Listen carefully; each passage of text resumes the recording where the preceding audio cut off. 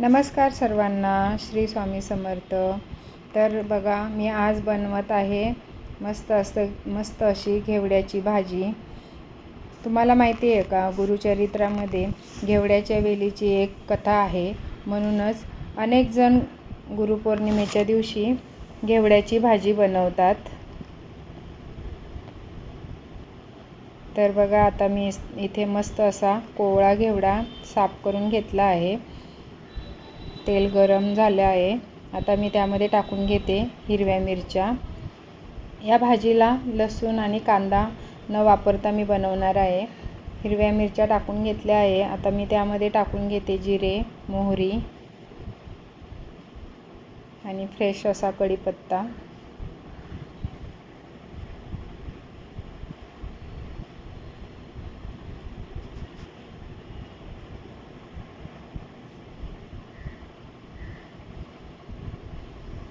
चांगलं परतून घ्यायचं आहे हे।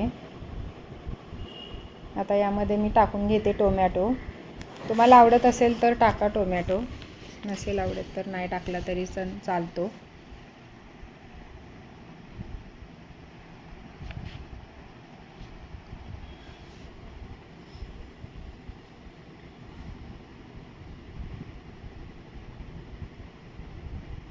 आता बघा, टोमॅटो छान परतून झाला आहे। तर त्यावरती आता मी टाकून घेतलं आहे हळद आणि धने पावडर।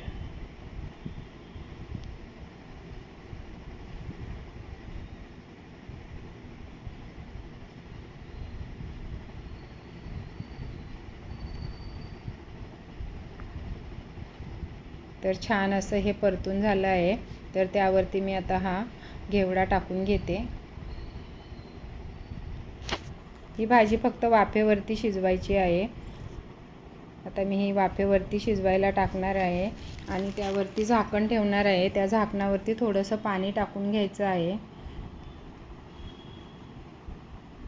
तर गुरुपौर्णिमेतली ती कथा म्हणजे श्री नृसिंह सरस्वती म्हणजेच दत्त महाराज एकदा एका ब्राह्मणाच्या घरी भिक्षेसाठी गेले होते। तो ब्राह्मण अत्यंत दरिद्री होता, खूप गरीब होता। पण त्या ब्राह्मणाने खूप श्रद्धेने दत्त महाराजांची सेवा केली। त्या ब्राह्मणाच्या दारासमोर एक घेवड्याचा वेल होता।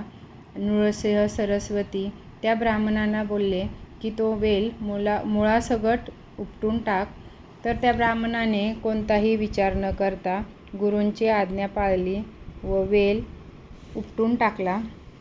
वेल उपटल्यानंतर त्या जागी सोन्याच्या मोहरांनी भरलेला हंडा त्यांना सापडला व त्यांचे दारिद्र्य कायमचे दूर झाले। अशी ही कथा आहे गुरुचरित्रामध्ये।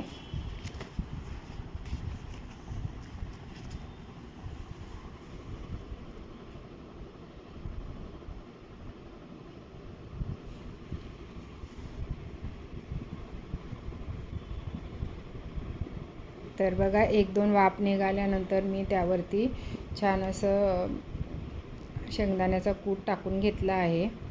शेंगदाण्याचा कूट टाकल्यानंतर पण एक वाफ देऊन घेणार आहे, कारण अजून भाजी थोडीशी कच्ची आहे।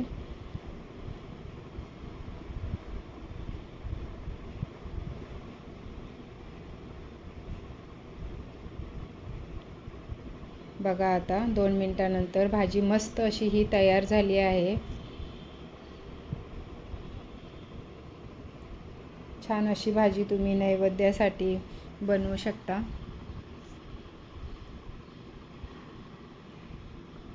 तुम्हाला ही व्हिडिओ कशी वाटली नक्की सांगा आणि अशा प्रकारे भाजी बनवून नक्की बघा। थँक्यू सगळ्यांना।